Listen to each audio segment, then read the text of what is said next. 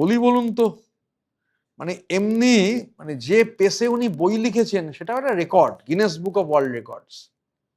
এই বইয়ের পাণ্ডুলিপি কোথায় আছে কিনা, ভবিষ্যতে সংরক্ষিত হবে কিনা, কে একটা বলেছিলেন যে ওনার নোবেল পাওয়া উচিত।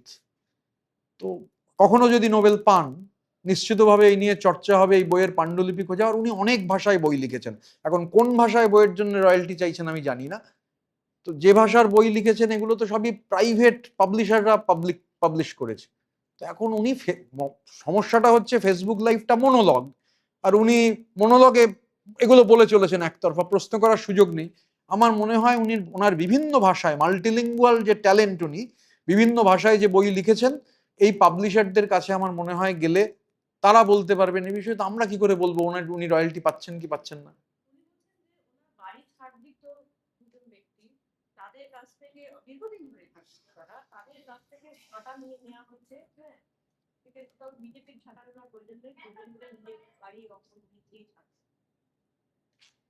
সব প্রশ্নের কি উত্তর হয় বলুন তো? ঝাঁটা যদি কেড়ে নিয়ে কেউ থাকে, প্রয়োজনে দুটো ঝাঁটা উনি কিনে আনুন।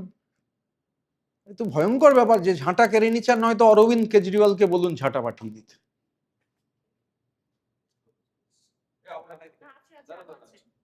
সুমিত রায় তার বাড়িতে আজকে সিআইডি গেল এবং মামলা এই মুহূর্তে সিআইডির হাতে রয়েছে। কতটা বিপদ বাড়ছে সুমিত? আমি তো সিআইডি নই, আমি সুমিত রায়ও নই, সুতরাং এর কথা আমি কি বলবো? আমি তো আগেও বলেছি জ্যামিতিক বিন্যাসের একটা গুরুত্বপূর্ণ পয়েন্ট হচ্ছেন সুমিত রায়। দেখেছেন যে টুলু মণ্ডলকে ডিস্টার্ব করছে বলে এগরার একজন ঠিকাদারকে বলছে বেশি লাফালাফি করো না। তাহলে সুমিত রায় তো খুব সামান্য কেউ নন, তার গ্রেপ্তার হওয়াটা প্রয়োজন। এবার সেটা আমি তো আর, এবার এটা সিআইডি বলতে পারবেন। তবে সুমিত রায়ের মানে গ্রেপ্তারির জন্য গোটা বাংলাই অপেক্ষা করছে। উনি গ্রেপ্তার হলে অনেকে খুশি হবেন।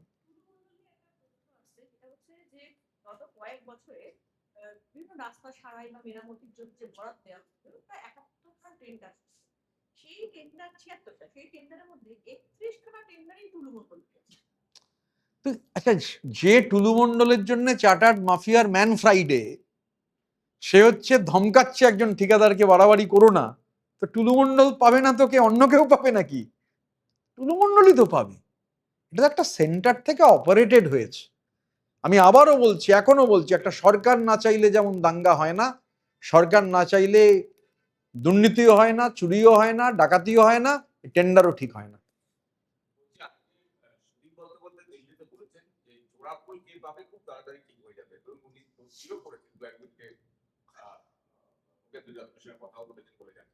কার সঙ্গে?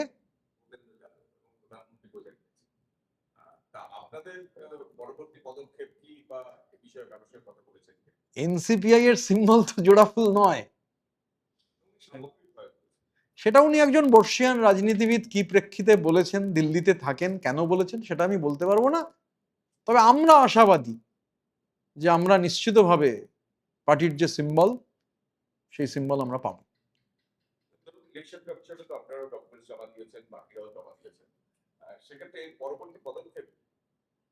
ইলেকশন কমিশন সর্বোচ্চ নিয়ামক সংস্থা, highest apex body, constitutional body. তো আমরা এবার নির্বাচন কমিশন সিদ্ধান্ত নেবেন। আমি তো আর নির্বাচন কমিশনের সিদ্ধান্তকে প্রভাবিতও করতে পারি না। আর নির্বাচন কমিশনের চেয়ারকে, ওখানে চেয়ার, মানে ওই চেয়ারে প্রথম যিনি বসতেন, আপনি এখনো নির্বাচন কমিশনের ফুল বেঞ্চ যখন কাউকে মিট করে, যে হলটায় মিট করা হয় সেটা একজন জ্যোতির্ময় বাঙালির নামে। আমাদের দেশের নির্বাচনী ব্যবস্থায় সুকুমার সেন না থাকলে পৃথিবীর বৃহত্তম গণতান্ত্রিক কাঠামো এত শক্তিশালী হতো না। তো ওটা একটা চেয়ার। আমি যা খুশি মানে নিয়ামক সংস্থা সর্বোচ্চ, উইথ আমার সেই চেয়ার ব্যক্তি নয়, চেয়ারকে সম্মান জানানোটা একটা দায়িত্ব। আমরা with all due respect, with all formalities, with all humility আমরা আমাদের কথা জানিয়েছি। এবার সর্বোচ্চ নিয়ামক সংস্থা তার সিদ্ধান্ত জানাবেন, তার অপেক্ষা করছে, উতলা হচ্ছি না।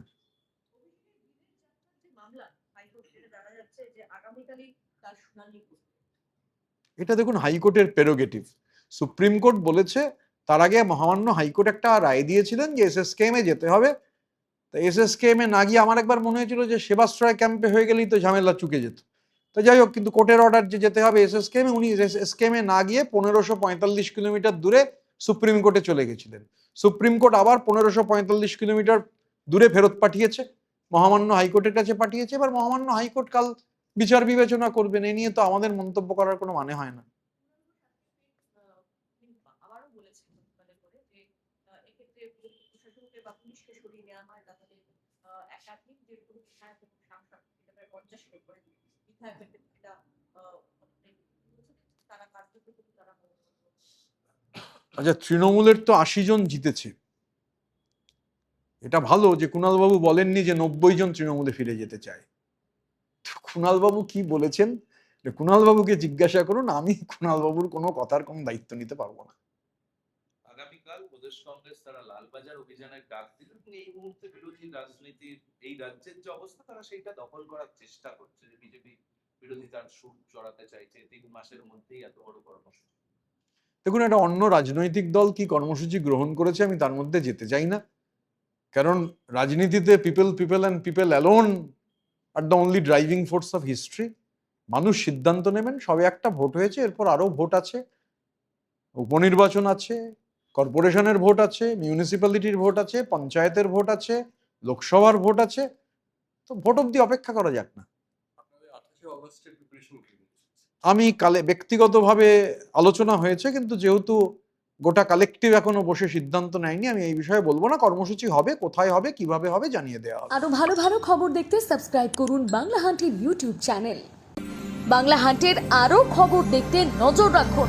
বাংলা খবর মানেই বাংলা হান্ট।